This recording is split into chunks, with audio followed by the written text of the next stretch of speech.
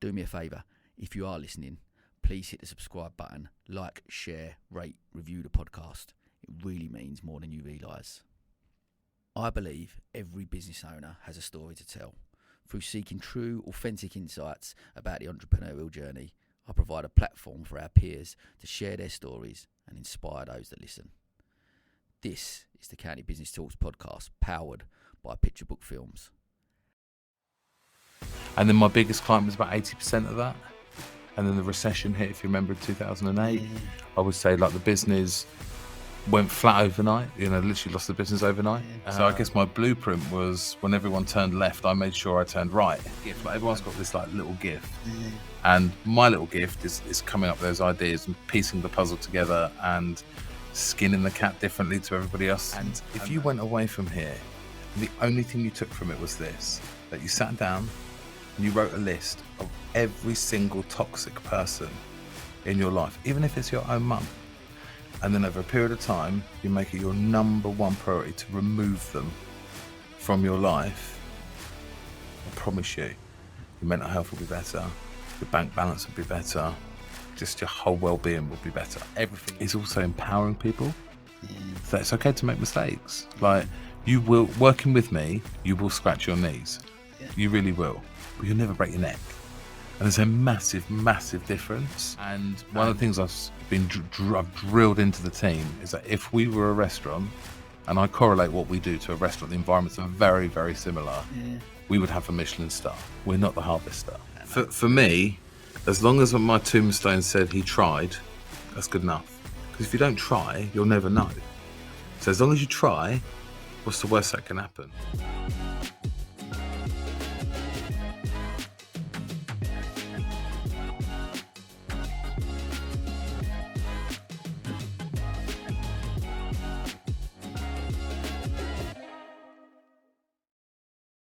I believe every business owner has a story to tell. Through seeking true, authentic insights about the entrepreneurial journey, I provide a platform for our peers to share their stories and inspire those that listen. This is the County Business Talks podcast, powered by Picture Book Films. We're live. Hello, mate. Awesome. What can I say, mate? Here we are. Guest number 10. Sponsors and the legend that is Matt Turner. Hope I don't disappoint. Mate, listen, so grateful, one, obviously, for your support of everything I do, and it's been amazing working with you, obviously, over, the last year as well with County Business Clubs and what you guys do. But I've been waiting to do this for a while. It's been great to actually be part of this, not only sponsor it and get involved, but coming in there and having a chat with me, because I've known you for many years now. And long time. Seen the journey and the growth. And for me, I think you really encapsulate what an entrepreneur is all about, and I love it, like, the story and just your ethos. That's we connected the first time we met, and I think you continue to inspire me. So look, I'm so grateful to have you on, and we're going to jump straight in. Tell the listeners a little bit about your story, your career. Where do I start? I guess, with Creative Pod, we're a full service marketing agency, where we are now. We didn't start that way, and we're now knocking on 30 people. And I started it back in 2006. And I started it in my bedroom. I was 20 at the time. It was just before my 21st birthday. I left school when I was 15. I had 3 jobs, got from every single job. I always say, like, in business, you should never have any regrets, because you made that decision for a reason, for good, for bad. I always say my only regret is I've never had a leaving do. Never had a leaving do. And that's quite depressing, really, isn't it? So, yeah, literally, I started Creative Pod. I'll never forget the last time I was sacked. You was 20 when you started. Yeah. So, Friday the 31st of March 2006. That was the last time I was sacked. I started Creative Pod on the 1st of April. So, but then from a young age, did you then think that when you started out in a career in work, did you then think, I'm not going to do that, I'm going to start my own thing? Or always, from like the age of 14, really? 13, 14, always knew. Where does that come from, that entrepreneur? I don't know, because you got to think, back then there wasn't the internet, there wasn't all this sort of bullshit reality TV where everything's made to look easy, like Apprentice and Dragon's Den and things like that. I think there was just this. I think there was just this inner drive that I wanted to be something. That I wanted to be independent. I wanted to be financially free. I understood about money from a very young age. Yeah. You know, I came from quite a poor family.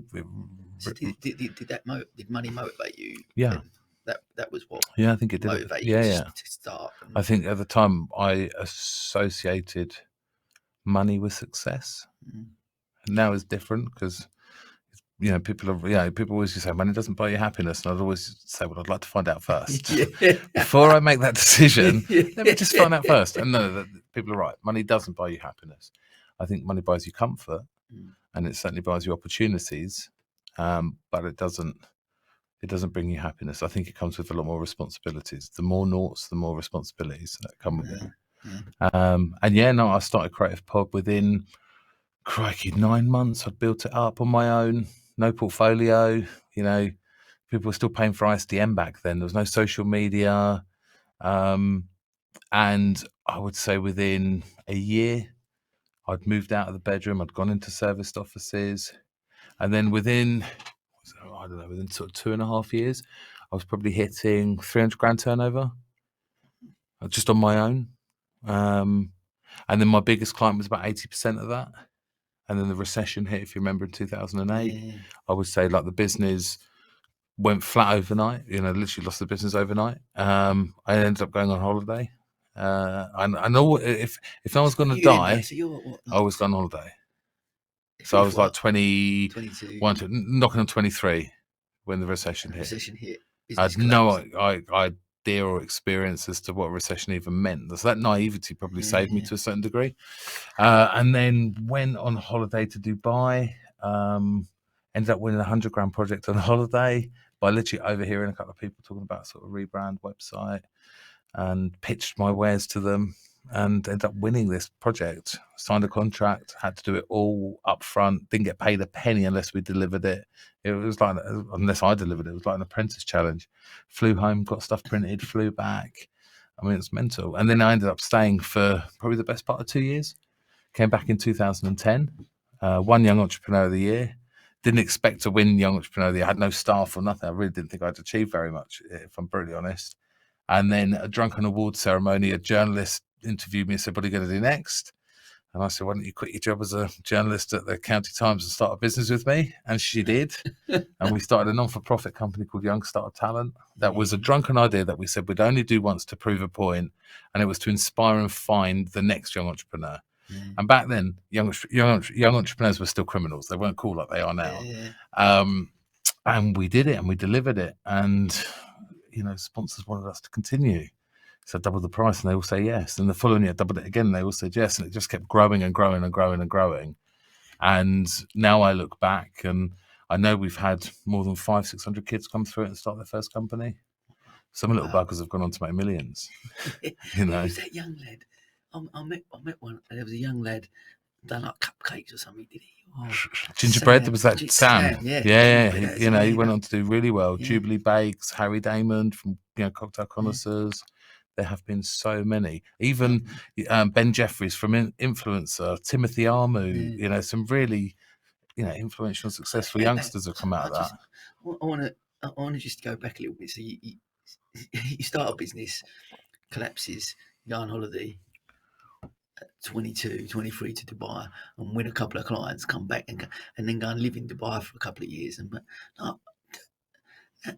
Is that just being young and, like you said, naive and just going, I'm going to wing this and I'm going to make it happen? Or just that what strikes me from you, I've known, I guess, that belief that I'm going to do it. I'm just going to make that What's happen. the worst that can happen? Like, I must admit, like, I look back and I think, crikey, I just bought my first flat. I bought my first flat at 18. I'd worked 2 jobs, a full-time job in London and a night job in Hawley. I was working, burning the candle. So I've always burnt the candle at both ends. I've always had phenomenal work ethic. And as a result, I had a mortgage, 5 grand in the bank, no job, no income, no clients, not very much security. I've only ever worked for dickheads and only ever seen people do it wrong. Yeah. So I guess my blueprint was when everyone turned left, I made sure I turned right. And okay, you make mistakes as you do along the way, but as long as the mistake doesn't kill you, you get that confidence, and then you go again, you go again, you go again, and it grows, and you know. It's those trip ups, those mistakes, whatever they look like, failures, whatever people call them, but that's the learning part, isn't it? That's the best bit. It's the journey. Yeah, that's the best. A sailor never learns anything in calm seas. Never. And I quite like the fight. I quite like the, you know, the hustle, the stress. I look at what you've achieved now and what you built, and don't get me wrong, I'm sure it'd be devastating, like if you lose the creative group and Creative Pod and something happened and the businesses didn't go. But I just getting to know you as I do, there's a feeling inside. You go, just do it again. Just start saying Kels. Just can't start. With all that knowledge and contacts and wisdom and everything else, I'll start saying Kels. Definitely. I don't know what, but you know, just that calm. Like, you always got this calm. And correct me if I'm sure you're not always like this. Maybe you are. I don't know, but always got this calmness about you. I just can't make it happen. And the way you come up with ideas, I sit around the table with you. Like I said, not only working with you the last year, I suppose, but being around you over the years, and we're sitting around a table at lunch somewhere, and you just come up with ideas, and they're just like, and yeah, we can do that, and that's how we're going to make that happen. I love that thought process about that. Don't ask me how it happens. I couldn't tell you. It's just one of those things that happen. Yeah, there's no science to it. There's no magic to it. You know, it's like I guess it's no different to when you see somebody sing. That's what they do. You know, that's how their brain works. That's their little gift. Like everyone's got this like little gift, and my little gift is coming up with those ideas and piecing the puzzle together and skinning the cat differently to everybody else, and that's kind of like my little gift. I'm not very good at everything else, but you know, that bit you can rely on. Yeah. One of the best things I'll say, so I probably had this question down that I'd written down probably for ages, because the second you come on a podcast, I knew that this is one of the ones I wanted to. So you alluded to it just now about No Dickheads. Sign on your wall in your office, which I've had a great picture next to, saying No Dickheads. Tell me about that mantra. Well, so I guess first and foremost, it's probably our terms and conditions. And there is, it's worth pointing out to anybody listening, there is an asterisk and a small please. So we are polite. You know, there are things in life that slow you down, and they're all dickheads. And if you went away from here and the only thing you took from it was this, that you sat down and you wrote a list of every single toxic person in your life, even if it's your own mum, and then over a period of time, you make it your number one priority to remove them from your life, I promise you, your mental health will be better, your bank balance will be better, just your whole well-being will be better. Everything about you will be better. But the thing is, people are so used to having those people around them in their life, and they're not used to rejecting people and exiting people out of their life, that they tolerate it. And no. But the same. So you're the same with that in all aspects, and not just in business, but in your personal life. Every single aspect: clients, staff, friends, family, suppliers. You know, and I've even had clients email me, good clients, and say, "Look, I've got these issues. I've got to talk to you about them. Otherwise, you're going to think I'm a dickhead." So it's having that as our kind of like mantra has enabled clients to stop and think. It's enabled staff to think. It's enabled me to, I can be a dickhead sometimes. Not very often, but then again, And also the other thing is like we've had people walk into the office and go, "Oh, that's very childish." I'm like, "Brilliant! You've just saved us both an hour of our lives. See you later." Really, you that's it. And like, or I'll say, "So you want to work with dickheads?" And the problem is as well is that dickheads are friends with dickheads. So if you don't remove the dickheads, they will just bring more dickheads into your life. And if you think, and then you can't get out of it, it's a bit like if all your friends are drug addicts, they're just going to introduce more and more and more and more drug addicts into your circle. So you've got to get rid of them. You've got to bin them. Get them out of your life. When did you get to that point in your life where you thought, this is having a negative, because I mean, look, we joke about it, and I know me and you've had a few jokes enough. I do find it funny, but there is some really valid and serious points, because ultimately, when did you get to a point in your life where you look at it and you go, these people are actually having a negative influence on me? I need to look at that. I think when you're a really positive person, you don't necessarily notice the negativity around you all the time, or you become really accepting that that's the way that person is, just a miserable bastard, and it's your job to accept it.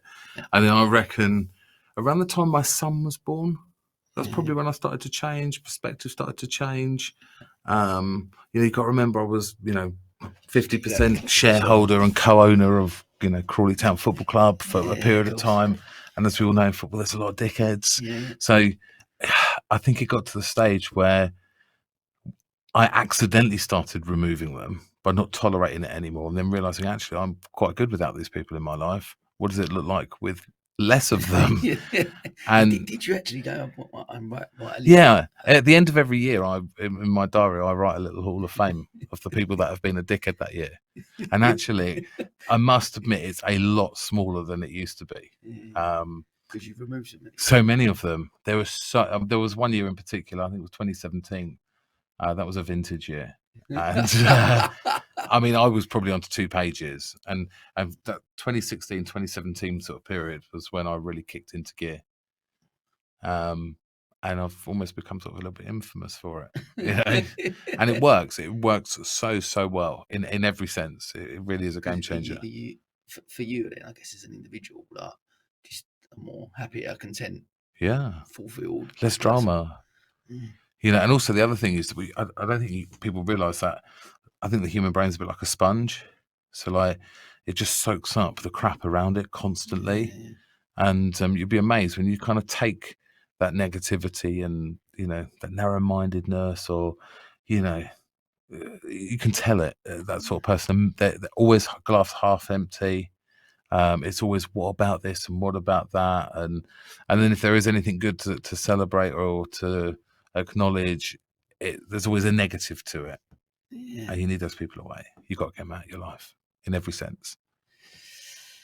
It's so fascinating, because I look at it, and lucky I try to surround myself with those positive people, but when you actually really sit down and look at it, because ultimately I am that person. I'm positive, always a glass. I'm an optimist. Always will be. People say, "He's got a smile on his face." That's how I am. And I genuinely, of course, I have low points, and we all have dark time, whatever that looks like. But you ultimately try and look at the best. You listen to that Rachel Watkin, who's she's been through it. I wouldn't sit on an aeroplane with her. She has really been through the mill. I had to ask that question. I was like, wow, you like, do you ever sit there and just go, give me a break? You know what I mean?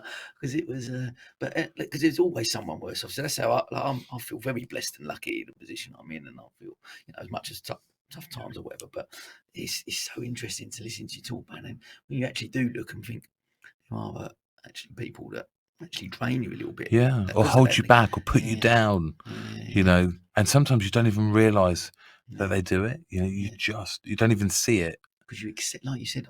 It's interesting. You almost get to a point where you've accepted that person is how they are, so that's okay then. Actually, it's not. It's almost justified, and it shouldn't be. No dickheads. Love that. Talk to me. Look, over the last 2 decades of running your own business, what's been the biggest challenges? I think there's so many. I would probably say, I mean, I'm not 40 yet, so nearly half my life has been dedicated to enterprise and entrepreneurship and community and charity and all the rest of it. I'll probably say the biggest challenge is myself. In what way? In the sense that you can do it, you want to do it, but you can't. It takes time. It's like a toddler trying to pick up a 1 kilo weight. You will be able to lift it, but just not now. And you don't know what you don't know, so you have to go through all the shit to become out the other end and be brilliant. And that just takes time, and you can't speed it up. You can't accelerate it. You can't, you can't pay somebody else to do it for you. You have to do it yourself. So therefore, although you're probably your biggest strength in the early days, you're by far your biggest weakness. And aside from me, I would say people in general. People are that strange, they're different. They're, I've had many, many, many amazing people come into my life. I've had some terrible, awful, horrible dickheads come into my life. And that's a learning curve. That's a real, real learning curve. And that's probably the two biggest challenges, because everything else doesn't really matter, because society is built on relationships. It's built on people. So they're always going to be your biggest challenges. Because I've alluded to a couple of times downstairs about being in the salon. I found it so difficult managing. I'd like to think of myself as a reasonably nice person. I think you go into being a business owner, and I was a leader, but I think I was a crap boss, if I'm being honest. Like, I look at I used to be a crap boss. Because you think I just do that, or what? And I just went. I talk about culture and blah blah blah and all them things, but ultimately for me, I think I wasn't a great leader. As I say, I tried to be a boss and not a leader. I think there was a difference. But the hardest thing about running a business was people, managing those people, because you're putting blood, sweat, and tears into something, and someone doesn't. I accepted after a while that it's not their business; they're not going to do that. But I am paying them to do a job, to just do your job at least, or whatever. Yeah, turn up. That's the turn up. I guess that's it. Like, just be there. But listen to you say about them challenges over the period is the hardest thing about is people. Yeah, and I would probably say I've changed as a leader or a boss or a business person, definitely. And what? And because again, we're delving into. I want to talk about culture, because obviously we've had the privilege of working with the Creative Pod team over the last year, and at each touch point, no matter who I speak to, all great. And so thank goodness you've created, like, look, you've just been away on like a client weekend. You took people away, and I constantly see posts where the whole group go away and do stuff together, and that team building and that ethic that you built up. Is that something you've learned over the last few years? That changed quite a lot then, do you think? I think COVID was a big accelerant of that, because for the first time ever we were all all fragmented across our homes and things like that. So we had to kind of pull together as a team and things like. And from that perspective, you have to communicate more. You have to make a little bit of effort, and actions speak louder than words. And I think COVID enabled the team to see what I do for a living, rather than just sort of post for photos, have lunch, and then go home. They actually can see the effort that goes in. And we did a little exercise, and we worked out that for nearly 16 years, I've won a client a week for 16 years. So that level of, and you've got to think that our clients aren't paying, 200 quid a month. They're paying 1,500, 5 grand, 10 grand a month, and to win one every single week and onboard them and look after them and support them. It's a big responsibility. And I guess, like, when all your clients are growing on that, entrepreneurial journey, I'm in the fortunate position where I effectively get to play Monopoly with everybody else's money, and I get to see them all playing the same game very, very differently. So you can learn from that, and you can advise, and so on and so forth, and everybody wins. And for me, that's really important. Everybody has got to win. If one person doesn't win, then it's a wonky table. It's not. It doesn't work. So everyone's got to win. Love that analogy. And you've got to lead from the front. So I'm very transparent with the team. When it's good, I tell them it's good. When it's shit, I tell them it's shit. See, I remember. I show them how much it costs to run the company. I show them how much it costs per hour to run the company, and then the whole thing, especially with marketing and design and creativity, is that it's either taken for granted, because it's like, well, why didn't I think of that? It's so simple, it's so obvious, but you didn't. And the other side of it is also empowering people. So it's okay to make mistakes. Like, you will, working with me, you will scratch your knees. You really will, but you'll never break your neck. And there's a massive, massive difference. And you'll never be bollocked for scratching your knees. It's a learning curve. You're never going to be brilliant without making mistakes. Would Gareth Southgate have become English manager if he hadn't missed a penalty? I don't know. Maybe not. We'll never know. You have to go through that to understand that. And the other thing is that. Are you like that with your? Sorry, I'm going to cut across, but are you like that with your kids as well, like to allow them to make mistakes? Yeah, they're gonna have to make mistakes. Definitely. Yeah, 100%. Otherwise, they'll become pretentious little shits, won't they? You know, they'll be expectant, they'll be privileged, which is why, again, with the kids, they do a lot of the charity work with me. They come to charity dues with me. They come to the office and have to work pretty hard for nothing. You know, I think every year all of our Christmas cards are inserted into envelopes by my 6-year-old son. I think last year a couple of people got 2 Christmas cards in their envelopes. But again, it's work ethic. And I think work ethic has to be taught at a really, really, really young age. 100%. And if you miss it, oh man, it's so difficult to kind of instill it. And the problem is that with marketing, it's all about service and creativity and that experience. And very rarely do you hire a professional service that you talk to every other day, or at least once a week, twice a week. You know, your accountant might be once a month, once a quarter. Your lawyer when you're being a naughty boy. You know, it shouldn't be that often. So with marketing, it's very, very much a collaborative relationship. And one of the things I've drilled into the team is that if we were a restaurant, and I correlate what we do to a restaurant, the environments are very, very similar. We would have a Michelin star. We're not the Harvester. There's no salad bar. There is no refills. You know, it's about the show, the creativity, the attention to detail, the relationship, the rapport. So what we do every quarter, the whole team nominate 2 colleagues that have gone over and above from a service perspective. And then those 2 colleagues I take to a Michelin star restaurant of their choice. Really? Yeah. I'm thinking next quarter, the rest of the team, I might send them to the Harvester. Just to really prove a point. Yeah, for sure. And then that's been something that's worked fantastically well in the business, because it's not the sort of thing that everybody gets the opportunity to do. It's, again, very creative. And I openly say to them, if we have a shit night tonight, that's exactly how our clients feel. So let's hope we don't. And it's been a game changer. Again, tiny little things just to make people think differently. But I'm killing lots of birds with one stone. I'm getting good PR out of it. My team are being recognised for it. You know, I'd have to, there's another night I haven't got to cook. It's bringing the team together. It's recognising clients like it. You know, it wins across the board, and it works for us. It really does work for us. It's amazing, because I remember actually. I remember talking to you through lockdown.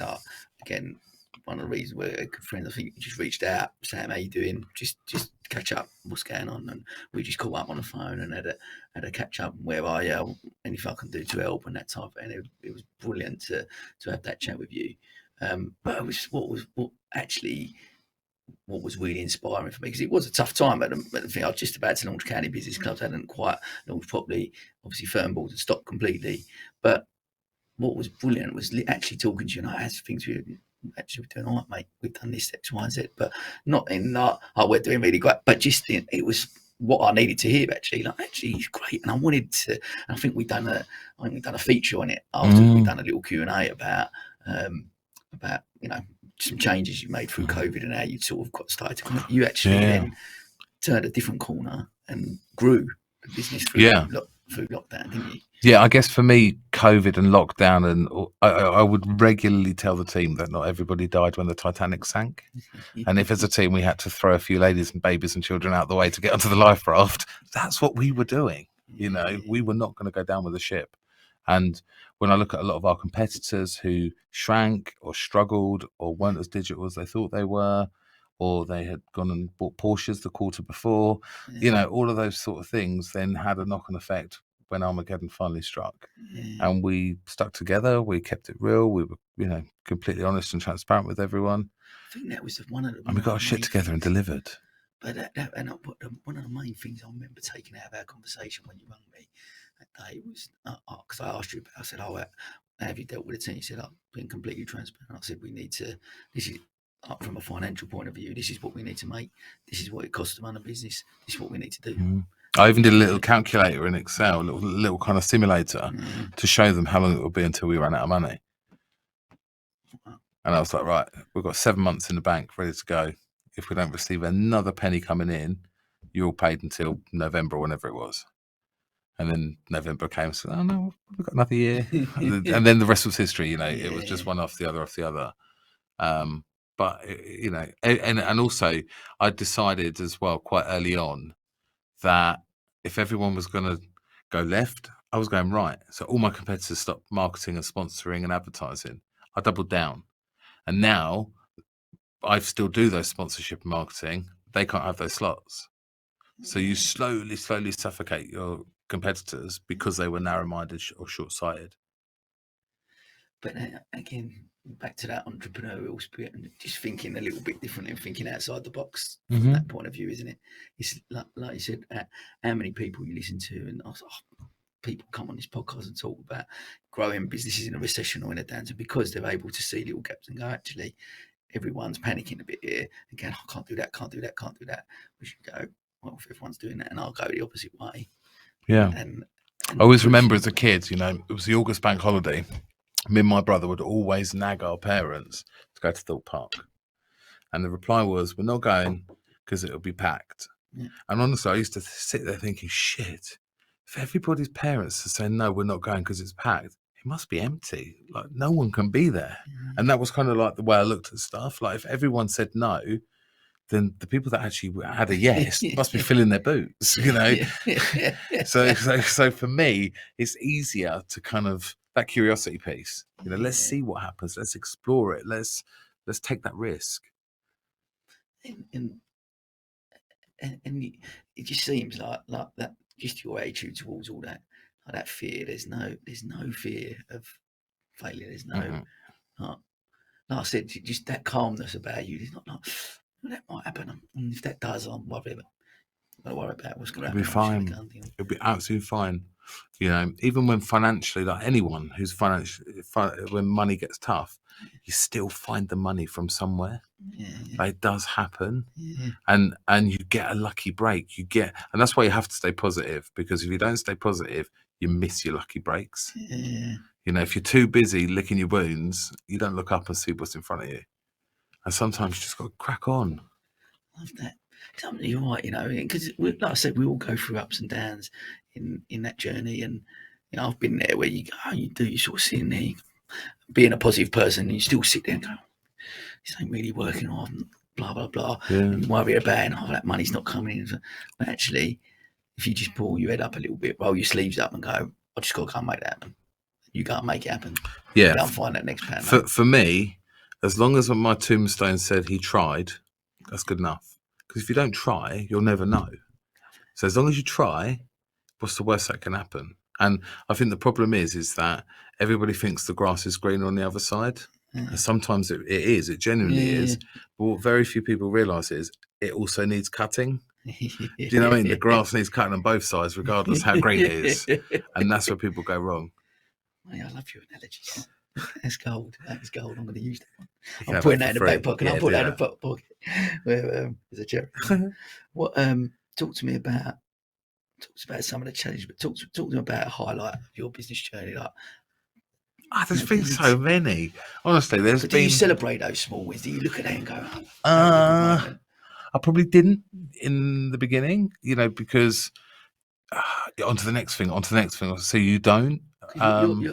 I've been to the office, the trophy cabinets. Yeah, it's pretty full, isn't it? But we really do, and we do as a family as well. We share those experiences and make that kind of part of our family culture, I guess.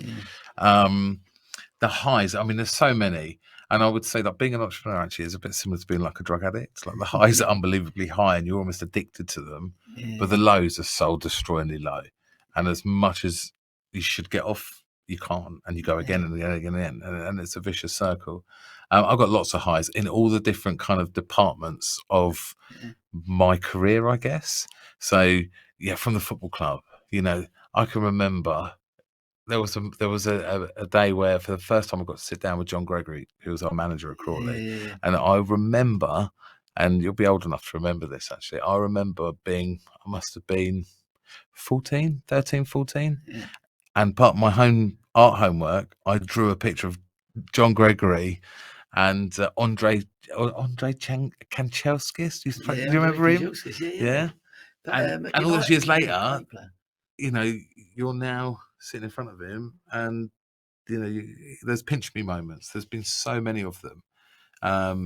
Did you, and at those points, you look back now and go, "Oh, that was a good moment. That was a good moment." But because I'm conscious always of trying to, I talk about a bit about being present. Something I don't think I'm very good at, and I'm trying to learn and be better at. But being present in the moment and actually appreciate better than I was. Because you talk about it, I've been loads of highs and that, but when you look back now, do you go, did I appreciate that at that time? Was you grateful for that at that time? Did you take in that moment and go, this was brilliant? Or was it, yeah, great, next one? A mixed bag, I would say. You know, there were the really, really pinch me moments. I definitely, you know, enjoyed them and remembered them, and you know, and often would have conversations with myself as the moment is happening. Like I can remember when I think I won Business Person of the Year, and I was about 26, 27, and I got invited to the House of Parliament. And I can remember we had a dinner, and the MP, you know, made me stand up, and everybody applauded me. I can remember looking around the room thinking, how the fuck did I get here? You know, 10 years ago, I was in a maths class getting detention, and now I've got the good and the great celebrating me. Like, how the hell did this happen? And there's been many a moment where I've looked around the room and thought, shit, how did this happen? You know, be careful what you wish for. I literally cannot explain how I got into this situation. So, like, but at them points, that is there that we talked about, a couple of people mentioned it tonight about imposter syndrome. Like, ever that feeling? Do you ever feel like, oh, what's your thought process when you're in that moment? You go, what am I doing here? Yeah. Imposter syndrome is a bit of a wanky thing to say. Do you know what I mean? It's like you're not. It's become a bit of a buzzword, isn't it? Yeah. Imposter syndrome is. For me, I use football a lot as an analogy. Yeah. And when you go from youth squad to first team, there's a first few months where it's like, wow, I'm playing alongside the legends. Yeah. And then there becomes a point in your career where it's, well, of course I'm on the team sheet because I'm bloody good, and I've earned the right to be on the team sheet, and I've earned the right. And I think the key with that imposter syndrome, if you're going to call it that, is knowing when you've earned the right to be there, and without it being arrogant as well. Because you're genuinely contributing something towards somebody or a situation. That's a lot like to do, self-belief, confidence, that you're, like you said, you go, we've all been there in that moment, should I be here or whatever, and then actually realising, no, I deserve to be here. I deserve everything. And like you said, not in an arrogant way, but just in a... And imposter syndrome is just an insecurity of not knowing all the answers to the questions that you might be asked, because people are scared to say, well, I don't know. You know, we're not the oracle of knowledge. You know, you can't just expect it just to keep coming out. So, if I don't know the answer, I'll tell you I don't know the answer. I'll call you tomorrow with the answer. You haven't got to know everything now. That's society and culture for you. Talk to me about, you obviously young family. We'll poke a little bit about this, but work-life balance. What does that look like for you? If you got to a stage, what does that mean? That's the other thing. What does that mean? But because you're a busy man, you're similar to me. We go to a lot of events. It's part of what we do. Part of one that we like doing, but it's part of the nature of the business that we're in. You've got to be out and about and do them things. But with a young family as well, do you have a work-life balance? Do you think has that got better since you've grown a team a bit more? That's a really good question. You know, work-life balance is a bit like, there's kind of like a romantic expectance of what that should look like, but it's not the same for everybody else. Like, if that works for you and that provides you with a balanced life, then that's your work-life balance. And people say, oh, when you go on holiday, you've got to switch everything off and you've got to unplug yourself and this and the other. And it's like, well, that's an extremity. That's not a balance, because what you're going to have is a massive load of anxiety leading up to your holiday, anxiety whilst you're on holiday, wondering what the hell and what shit's going on behind you, and then a phenomenal amount of crap as you come back to pick up. So then it's like, well, what's the point of going on holiday? But but then you haven't got work-life balance. So there's this vicious cycle of you never having work-life balance. So like, for instance, if I go on holiday, when I'm on holiday, I will check my emails, but it will usually be like when the kids are having breakfast or the wife's in the shower, or do you know what I mean? And it's like, right, I've got a spare 40 minutes. I can bang out a few emails, or I can just delete the ones that I need to scan read. And then when I come back off holiday, rather than spending 2 days wading through 800 emails, I've got 12 emails that I need a proper reply to. And those 12 people already know I'm on holiday, and they will get a proper reply in a few days' time.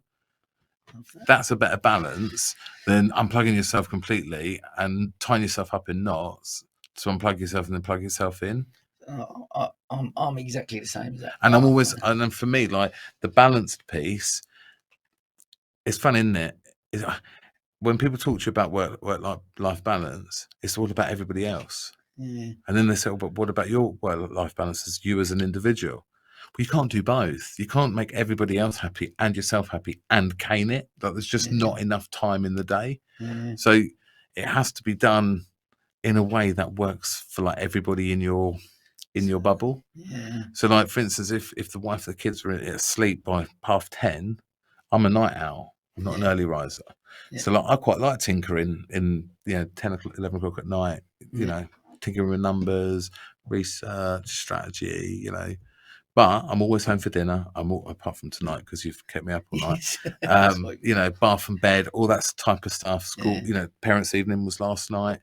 I'm present.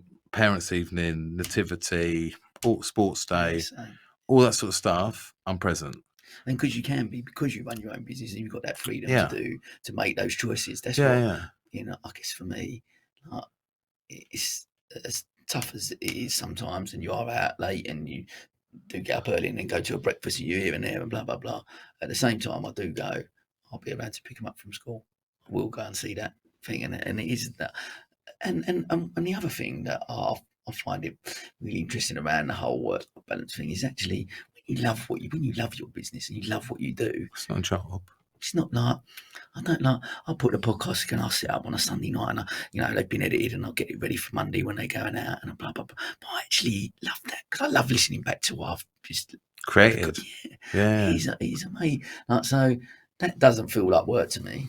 This doesn't feel like work to me. This is, I love this. Yeah, exactly. Like, so you go, actually, that is my balance because I'm doing something I enjoy doing. If everyone else is asleep, because I've been trying to change that a little bit now because I'm an early riser. I just don't sleep basically. I'm a night owl and then I'll get up I think the problem is calling it work and life balance. It should be work balance and then life balance. I think just balancing.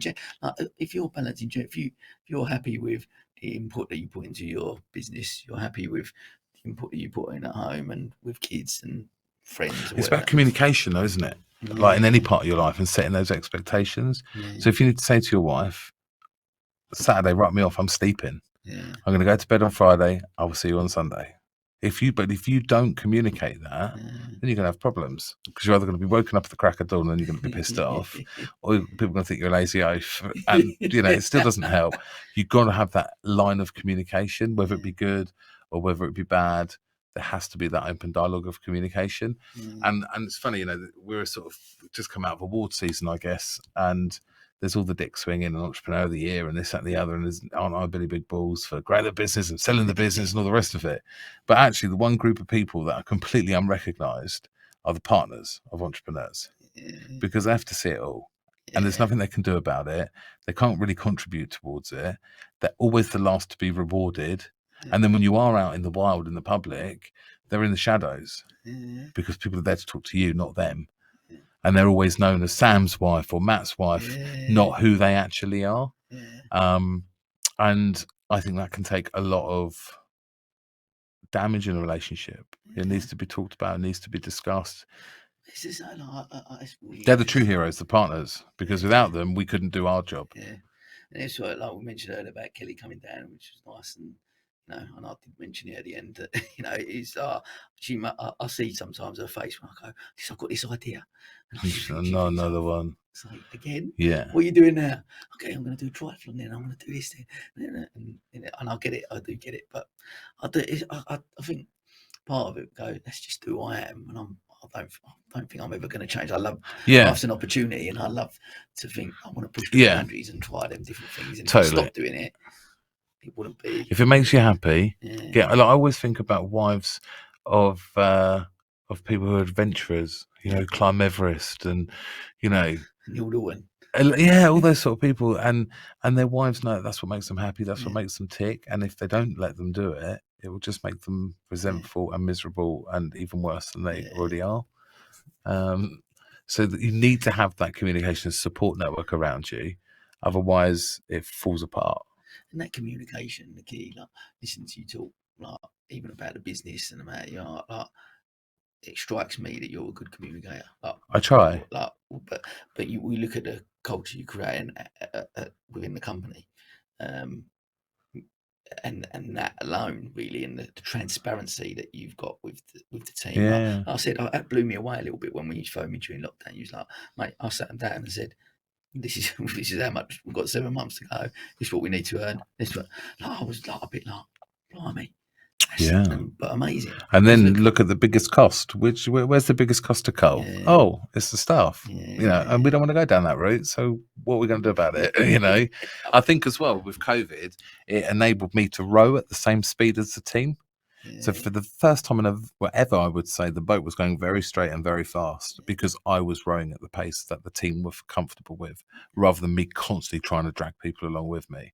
And when I look at, you know, when you look at the black and white of it, from our 2019 financial year to our 22 financial year, we're probably closer to 4.5 times the size from a financial perspective. Wow.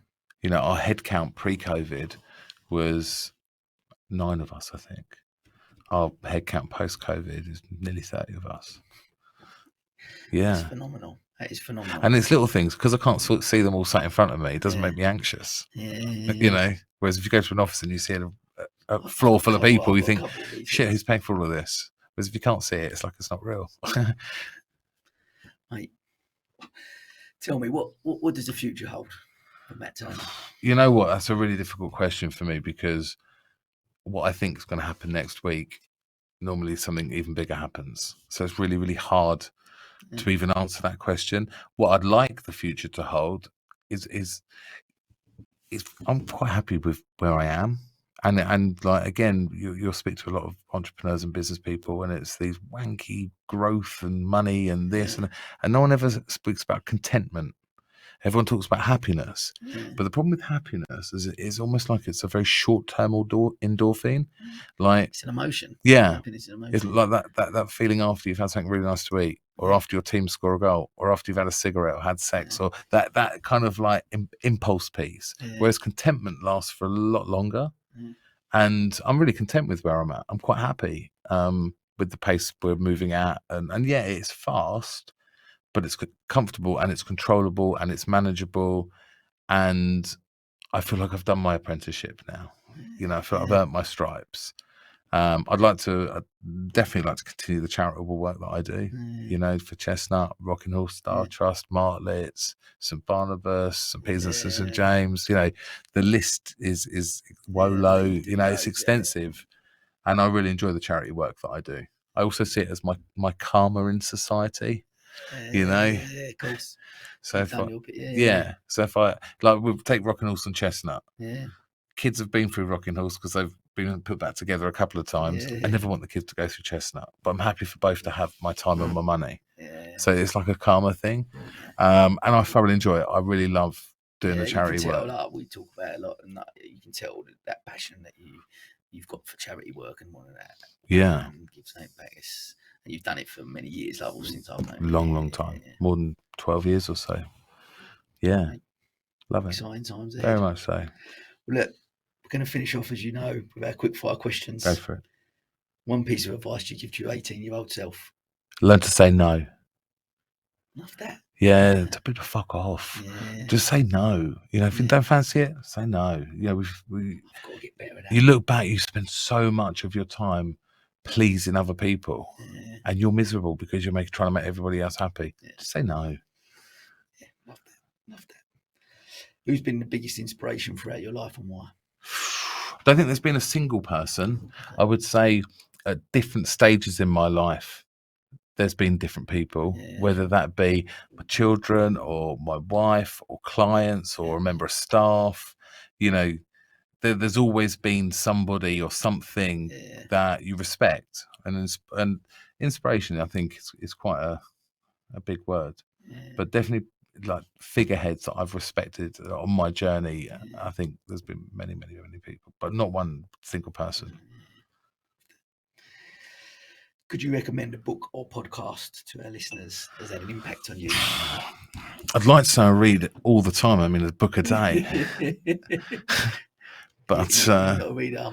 The last thing I probably read was an in-flight magazine on an EasyJet flight to somewhere cheap and cheerful, if I'm brutally honest.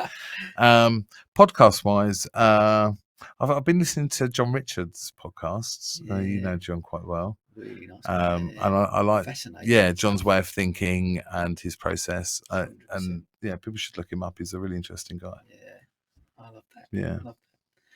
Finally, what is your one rule for living a fulfilled life? Laugh.